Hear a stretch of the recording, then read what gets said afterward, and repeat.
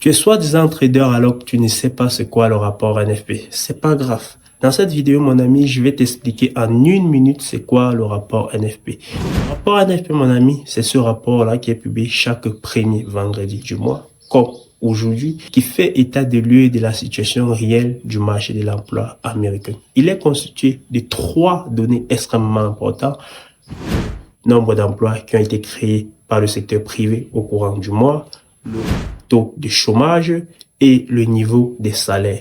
Pour exploiter ces données, les traders vont d'abord analyser la situation macroéconomique présente. Est-ce que nous vivons une période avec énormément d'inflation? Est-ce que les taux d'intérêt sont extrêmement élevés ou extrêmement bas? Est-ce qu'on anticipe la croissance pour les mois prochains? Est-ce qu'on anticipe une certaine décroissance pour l'économie les mois prochains? Donc, c'est en fonction de ce contexte-là qu'ils vont soigneusement analyser chacune des données. Ils vont prendre premièrement le nombre d'emplois qui ont été créés par le secteur privé au courant du mois, faire une comparaison entre les anticipations et également une comparaison avec le nombre d'emplois qui ont été créés le mois précédent.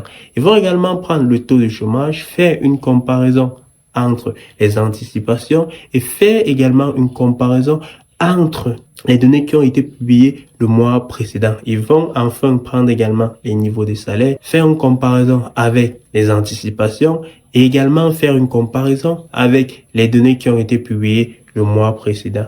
C'est en fonction de ces comparaisons qu'ils vont tout simplement avoir des anticipations vis-à-vis de la politique économique que va adopter la Réserve fédérale. Est-ce que la Réserve fédérale sera susceptible d'augmenter ses taux d'intérêt? Dans ce cas, ils vont tout simplement anticiper une certaine hausse du dollar au détriment de tous les instruments financiers qui sont indexés au dollar, c'est-à-dire les indices boursiers, les cryptos et les paires de devises ayant le dollar en devise de contrepartie. Ou est-ce que la Réserve fédérale sera plutôt susceptible de baisser ses taux d'intérêt? Dans ce cas, ils vont tout simplement anticiper une baisse du dollar au profit, bien évidemment, de tous ces actifs financiers qui sont indexés au dollar, c'est-à-dire une hausse des cryptos, une hausse des actions, des indices boursiers et une hausse des paires de devises ayant tout simplement le dollar en devise de base.